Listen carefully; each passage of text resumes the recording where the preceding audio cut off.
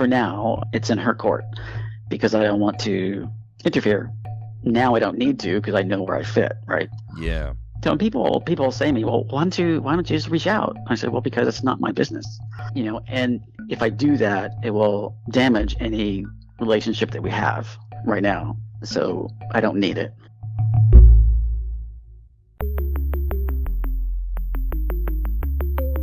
Who am I? Who am I? Who am I?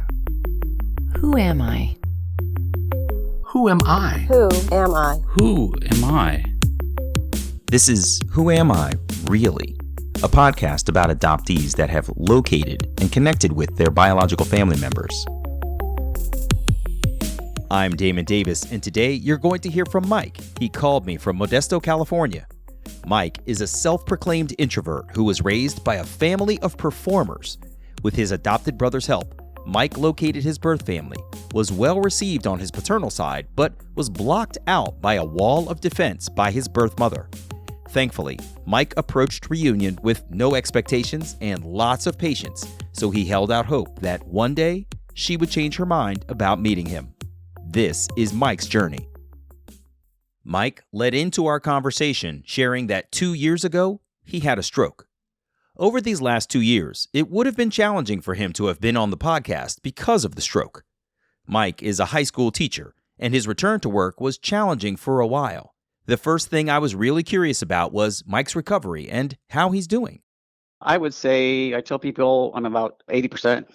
Even there's a huge change around March because I was very self-conscious about speaking, especially with my students. Around March, I just noticed that I was speaking normally, relatively, and even my students noticed. And so it's been a road, but still recovering. Mike's family moved from Georgetown, Texas to Modesto, California when he was little. Around 8 years old, Mike had gotten upset with his brother, who is also adopted and is 3 years older than Mike. Little Mike decided he was going to run away from home in the morning before anyone woke up because he was so angry. It was summertime, so Mike tried to sleep outside in the park. But as the sun came up, he realized he didn't have anywhere to go. He went back to his street to a friend's house 3 doors down from his own house, where one of his friends was having a sleepover with another kid, and they were having breakfast. His mom invited me in, so I spent the day there. It was 3 doors down from our house. And in the evening, my dad, as he would do, he would call from the street and say, time for dinner. And so I'd come back home. And my brother actually was the best friend of the other kid that was just across the street from my best friend. And so when my brother saw me, he said, "Oh, you didn't leave very long." I was like, well, so he was teasing. A little disappointed you were back so soon. Yeah, exactly. I was kind of hoping this would be about a week. Right. Or maybe your life. Yeah, right. Thought I was rid of you. So anyway, that evening after dinner, my dad sat me down and he explained why I was adopted. And so when early in the marriage, my mom got sick. So I want to say that it was hepatitis, but she recovered, but that rendered her sterile. Mm-hmm. But they wanted kids, so they decided to adopt. So my dad let me know how much I was loved and how important I was to our family. And there's a lot to take in, a lot of process. So I've been wrestling that, my whole life, just wondering, who do I look like? Who do I sound like? All that stuff. And before I forget the story of my actual adoption, my brother was adopted first. And so I was adopted from the Gladney home in Fort Worth, Texas. Correct. And so the story was when they went to pick me up, my brother was allowed to, quote unquote, pick me out. So they directed him over to me. And that was the process of the adoption. So I've always said that I've always known that I was adopted, but I can connect it to like when I maybe 6 years old, maybe 7. So I always knew that I had an awareness that I was different. and I've always carried that with me. So my dad was very charismatic, and he was a singer, and both my parents were classical musicians, and my mom she was a pianist, he was a vocalist, and she actually got a Fulbright scholar from Baylor. Wow. And she graduated at 22 with a master's degree in music theory and went right to college teaching. And she also had as part of the scholarship, she studied in Austria. And my dad he was able to tag along, and he was working on his doctorate. Mike's parents were musically talented, charismatic college professors at Modesto Junior College. His father oversaw the opera and taught voice classes. Mike's mom taught music theory and was a pianist in the San Jose and Modesto symphonies. By contrast, Mike characterized himself as a very quiet person until he gets to know you a bit. He sees himself as an observer, which makes him a good teacher because he can see what's going on with the kids in his class. So there's this family movie where we're at one of my uncle's houses. And so it's my brother, my parents, my uncle's wife, and then so there's 5 kids. So my 3 cousins, and then me and my brother. And in my cousins, they're all like playing an instrument, or they're, throwing stuff around. And my brother is literally hopping around the room. So, and I'm just in the corner, not in the corner, but I'm near the piano, and I'm just kind of watching everything, wondering what the hell's going on, all this stuff. And so even at 5, personality was different. So both of my parents tried to get me interested in their music, and it didn't work. My mom would sit by me for practice at our piano, trying to get me to learn piano. And she would correct me as I was practicing, and it just drove me crazy. And I would say, in my mind, just go away. Let me do this. And so that didn't work because it was too much pressure. Yeah. And just to give a more insight into that, she broke her right arm, I don't know, maybe when I was in high school in a car wreck. And so she had a regular cast, but also like a sling, not a regular sling. So it went over her neck, and it's a different type of a sling, but anyway.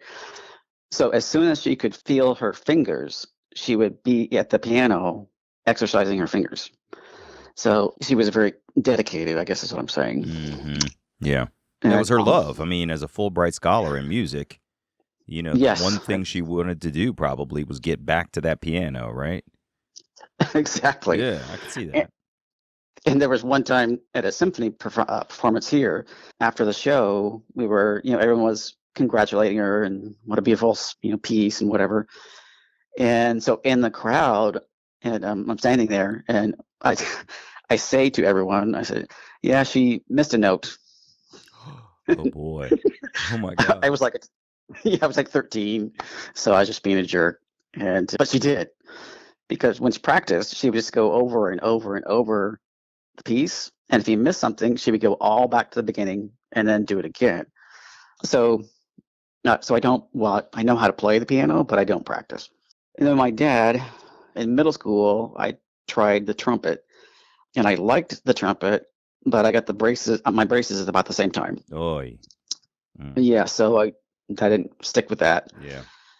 So about that time, my dad decided to, probably when I was 14, a freshman in high school, my dad decided to put me in a boys choir, which is the wrong time to start a choir, with all the choices in your voices and stuff. Yeah. It changes, yeah. And it was just, again, that was, for me, it was just a little too much pressure. But I really appreciate, because of my parents, I appreciate, the arts, and I appreciate music especially. So I have, music is a huge part of my life. Yeah. Let me ask you, Mike, were you into something else? Like, did you find your passion or drive was towards sports or math or science or, English lit or something. Like, could you feel something you were drawn to that you just weren't quite given an opportunity to go for because you were in an artistic family? I'm gonna answer this this way. I'm gonna say no because I didn't know where I fit. Mm-hmm. So, but I didn't realize it at the time, and I do now. So yeah, my dad's side was very charismatic, and so now's a good time to tell you that one of my uncles is actually a character actor. Oh wow! And he's pretty famous. Hmm. Yeah, it was interesting. So my dad had 4 brothers, and family reunions, they were all on all the time, trying to one up each other. And so they all sang. One of my uncles was a painter, and also he had a show in local TV in Tulsa. He had a kids show and also the weatherman in Tulsa. So just giving you in that context for family reunions, I was kind of off always to the side. But all my cousins who were biologically connected, they are performing all the time. Mm-hmm. And even my oldest cousin right now is in a band, and his brother, for years, he's been in Las Vegas with a band. Their sister is a jewelry designer and has her own shop two in Oklahoma, and the other one might be in New York. I don't remember. But anyway, so the family's very extroverted, and I'm not. Mm-hmm. So, but I'm observational. But I've always been that way. But that makes me, I feel I'm interested in other people, but I'm not extroverted, except when I'm doing my job. When I'm teaching, I'm very extroverted. When Mike was adopted, his parents were given a folder. On one side of the folder was the, quote, "Our Baby" section that talked about him as the child his family adopted. It had a list of physical traits of his birth parents, like height and weight, hair color, and ethnicity, and some of their interests. Mike's birth mother was said to be English, Irish, and French in her descent, and she was interested in music. His birth father was of English descent, and he was interested in English as a subject. So all I had to go on for my whole life was just those physical characteristics. Mm-hmm. And so I wondered always, where are my people? And because I don't, now that you've seen the picture of my uncle, my dad and my uncle, they're technically twins. I mean, it could be the same person. They're 2 years apart, but they're very similar mm-hmm. in appearance and stature and all that stuff.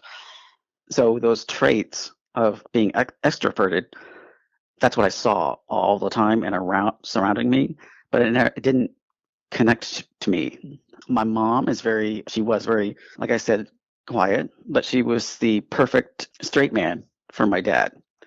And they talked to each other all the time, incessantly about anything and everything.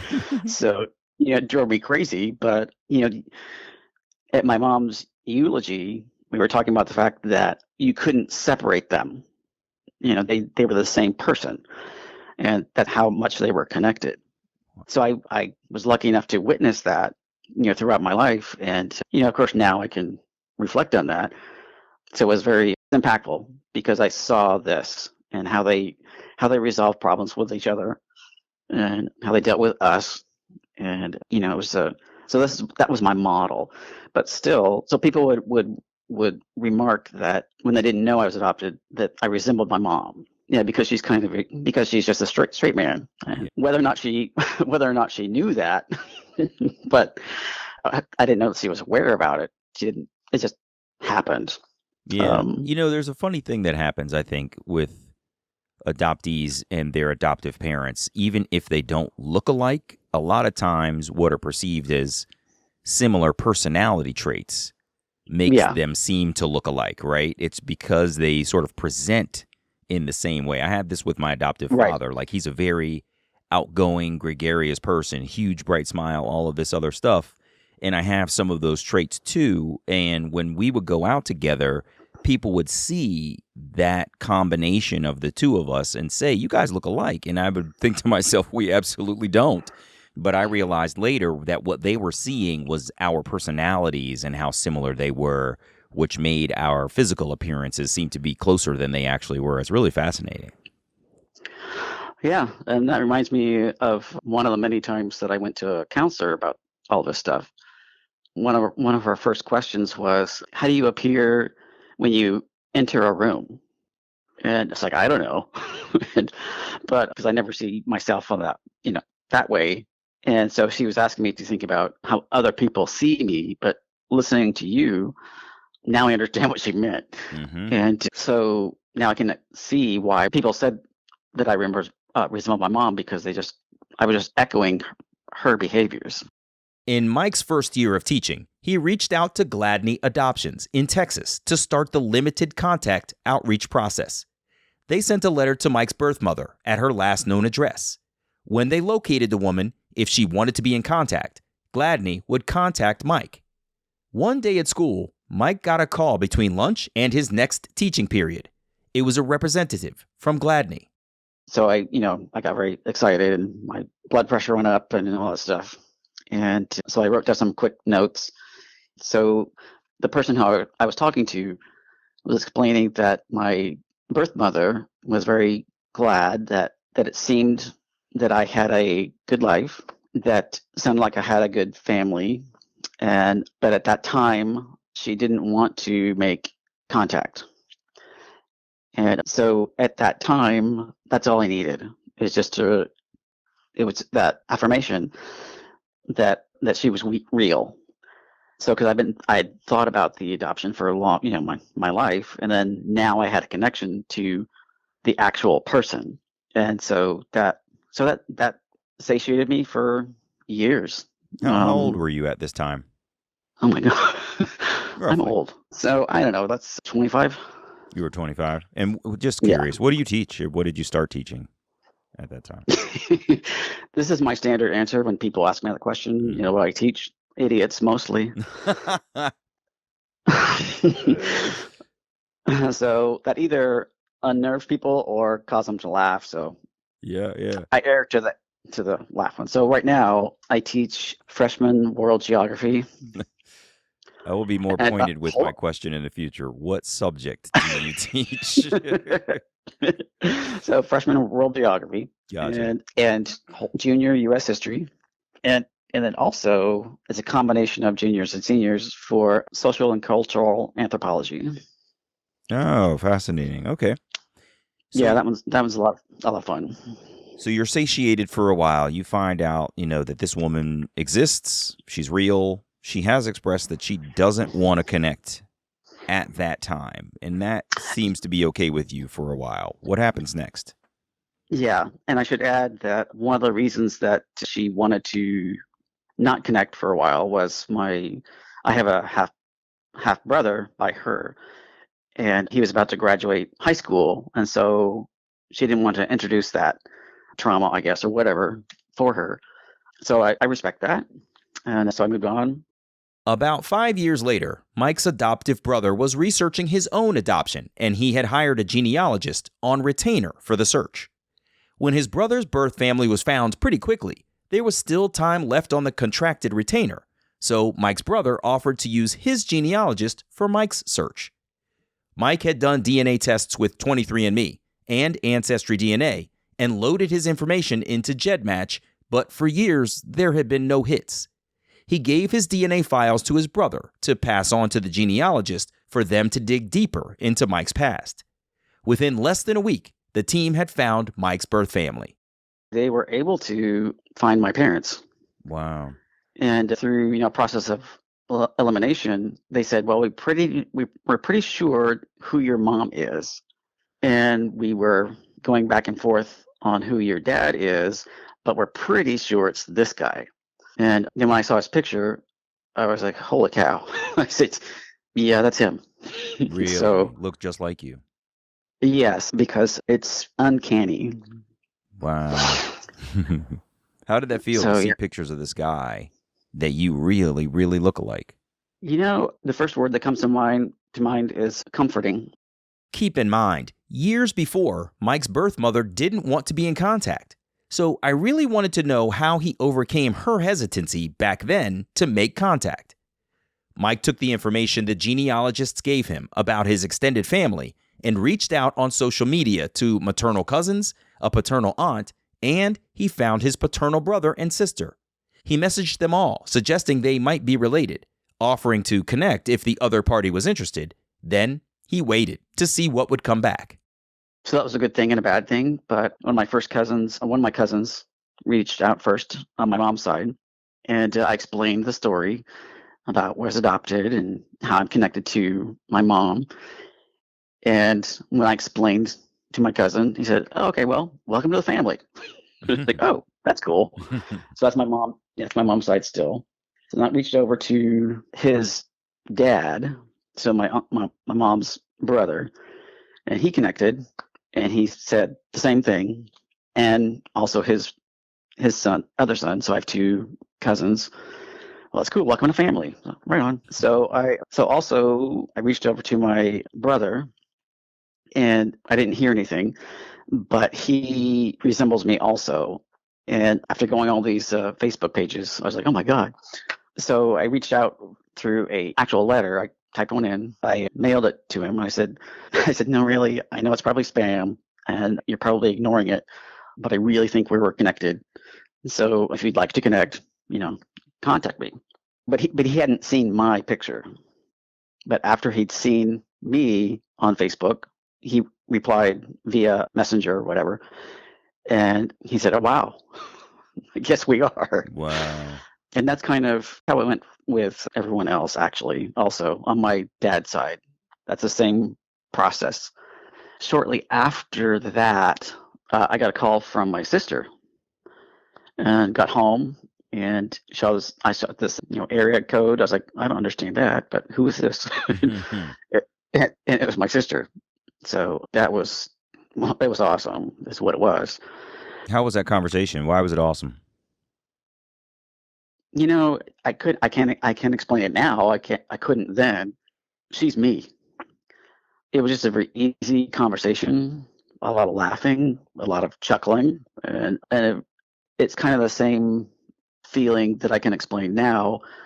When I went to her house for the first time, it was like walking into my house, and it was immediately comfortable. Really? Why? Yes. Tell me why. How did her house make you feel so comfortable?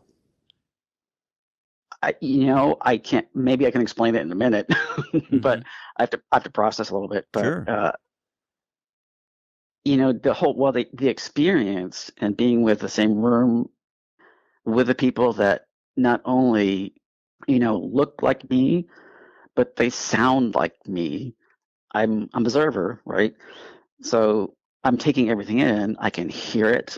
I can see see it in their mannerisms. So she was behaving they was behaving like me. And I was like, oh, this is where I belong. And then when the extended family came here, like the next day or whatever, I really saw it. So this is still my dad's side. And so I met all my cousins and their families. And so as the evening started going, my joke on it, that's the stroke there.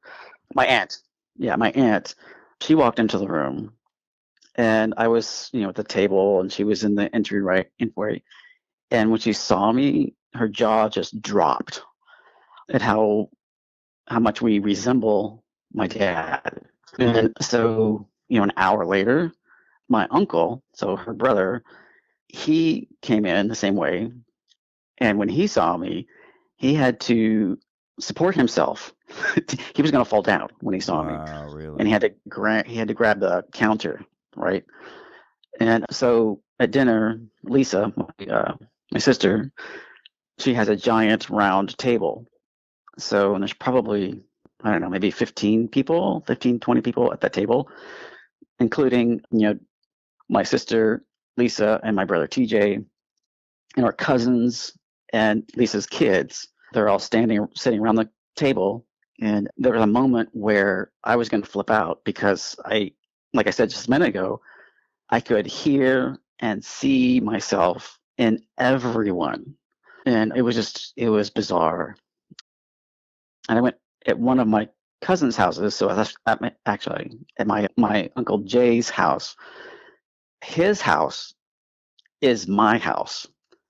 So I would appoint the house the same that I have decorated my house. The same, a few antiques here and there, little tchotchkes. It was Christmas time, and so he had some antique, Christmas ornaments, like still in the box, on display because it's Christmas time and all this. So that kind of stuff is the types of ornaments that I would have when I was a kid.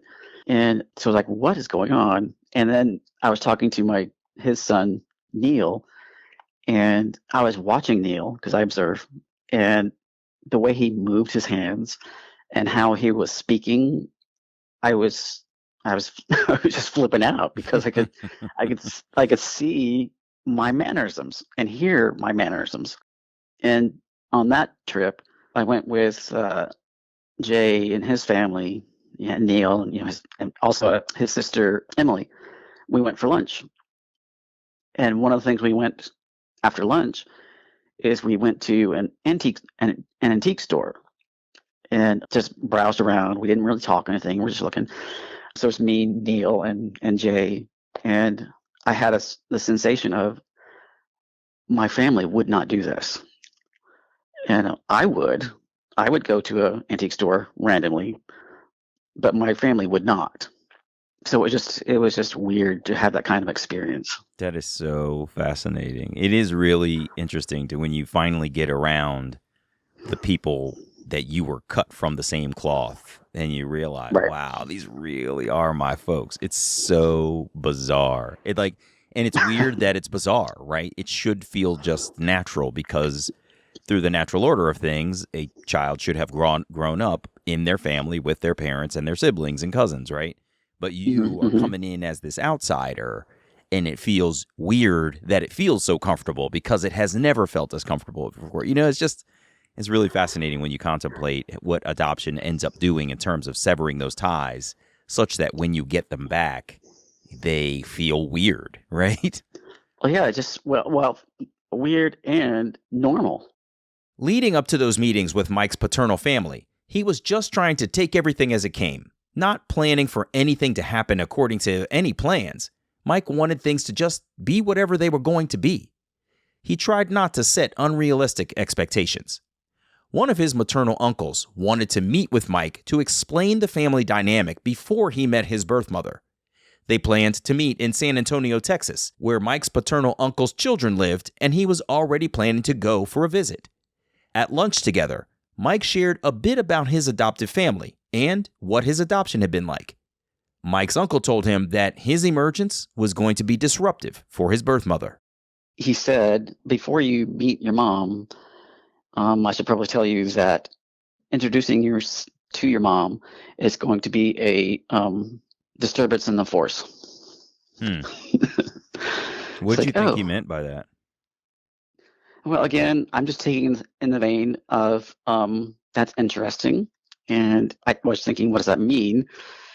And what does it mean is she didn't want to meet me. And she has a very, to put it in cultural terms, she has her own world and she wants to protect that world. So she is really religious. Evangelical. So thank you. And she's a member of those huge churches. Yeah, and one of those mega churches, huh? Mega churches, yes. And so the story of my origin story, my mom and my dad were college kids. So she was freshman and he was a sophomore. And we don't know how they met or for how long they dated.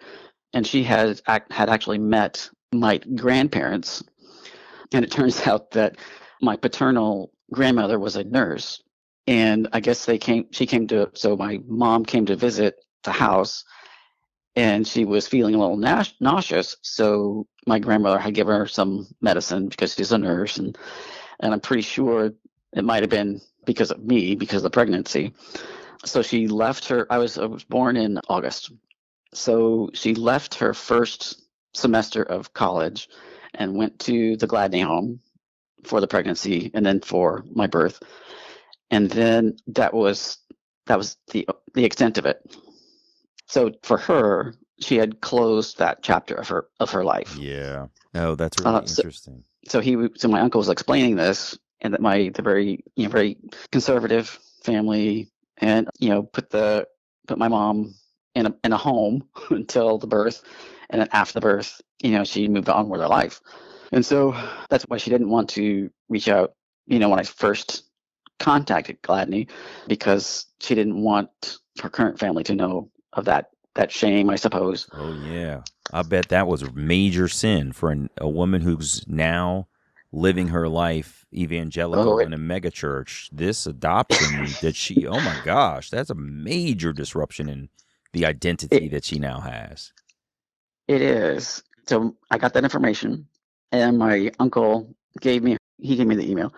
So I reached out, and instead of saying, I think we might be related, I think I said, I think you are my mom, which is probably a bad idea. But now I learn I probably have done something I would have done differently. But the response I got, it was so full of vitriol and just anger and just frustration and how dare you. And it went on with pages and pages with quotes for the scriptures. And so I replied. I didn't read the whole thing, and I still haven't, because I didn't want to know. It didn't connect to me at all.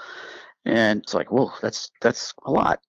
But again, I didn't have any expectations, and so it's not really going to affect me that much. So I was like, okay, so I'm just going to let this go. And I said, well, thank you for contacting me, and in the future, if you want to connect, I'm here. So in my mind, I was done. I just didn't want to deal with it. And so everyone else I met, my uncle, my cousins on my mom's side, and then everyone on my dad's side were phenomenal. And on my dad's side, all of them, they viewed me as a gift, because my dad had passed away like 2 years before. And because I looked like him, when they saw me, they're like, oh my God, it's him. And so they really connected to it. And so all of them were just, like I said, phenomenal. And so after that experience, I was like, well, okay, I can, I have these people, so I'm gonna focus on them, Yeah. and whatever goes on with my mom is fine. So it ends out that after a few more emails, she started to calm down, and I kept saying to her, and I said, thank you for the contact, and again, if you want to reach out anytime, I'm here, whatever. And so it got easier and easier, and probably a month after that first email, she called me. Wow. And yeah, and so we talked, and she's like me. She's giggly, and she's a happy person, and was very thankful that we were in contact. And so it actually went well. And so I told her, well, I'm going to be there. I'm going to be in Dallas within a week. I was going to be in Dallas to meet with my uncle, and then also my dad's family. And so I'll be in the area. If you want to meet, just let me know. And she actually agreed to meet. And that was a trip in the same way that it was a trip to meet Lisa's house. My mom's house it reminded me of a Warner Brothers cartoon. It's a contemporary house, but it's designed like Victorian, down to the gingerbread of the stuff. And so I felt like I was I'm sure you're familiar with the cartoons, like Tweety and the grandma. Her house looked like that. That's funny. I was like, oh, it was funny. And then I was immediately greeted by her, no contact. We didn't hug or anything. Met her husband, and then they put me in the car, and we immediately went to dinner. So no chit chat ahead of time, just to dinner. At dinner, I did all the talking, and they were pensively listening. And then after dinner, I had a lot of leftovers because I was talking so much. So after dinner, she asked, "Well, do you want to?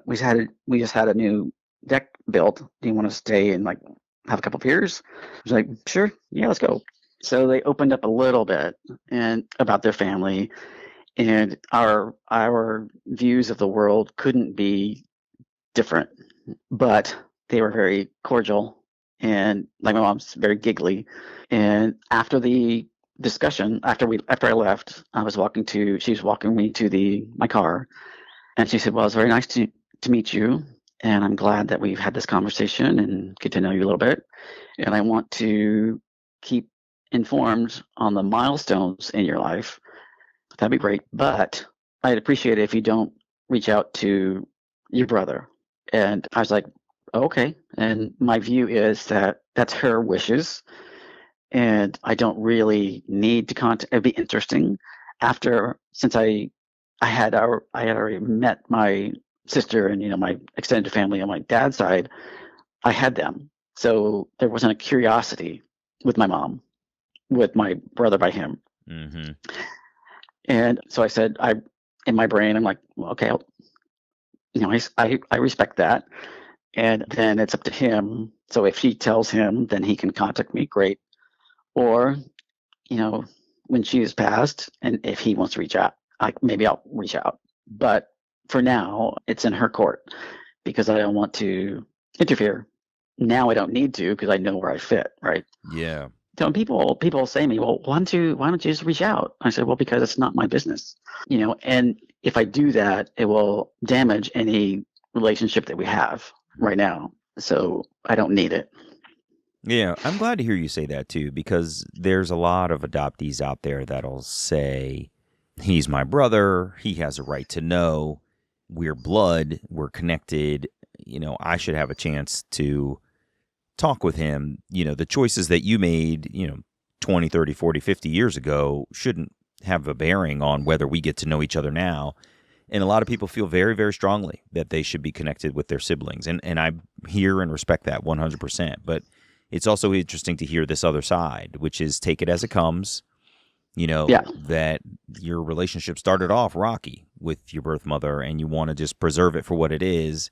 And then it sounds like you're getting so much fulfillment on the paternal side that you don't feel a need necessarily to sort of reach out and grasp for more on the maternal side. And there's nothing wrong with that either. If you're good where you are and you want her Yeah. to be good where she is, and you'll see what happens perhaps after her passing or whatever. I get that too. There's no reason to push Yeah. it. So Yeah. that makes a lot of Yeah. sense. That's good to hear, Mike. Yeah.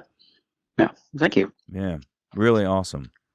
Well, Mike, Mm-hmm. this has been amazing. I always am so interested in the stories that are not necessarily about how the adoptee didn't look like their parents, but what you've Mm-hmm. had is interesting is this didn't look like them, obviously, but how different your personalities were. You've described yourself as this introvert, this person who's in this theatrical performing family, and Yes. and you're an observer, and you're someone who doesn't quite fit the mold of the one that they were cut from, and then to find your own family and see your face on their faces and your mannerisms and their mannerisms and the connection Mm-hmm. that you had, even right Mm-hmm. down to how they decorate their houses, is just really fascinating. And it sounds like It was you're nuts. in a good place, man. So I really appreciate you Yeah. being here to tell me this. This is really incredible.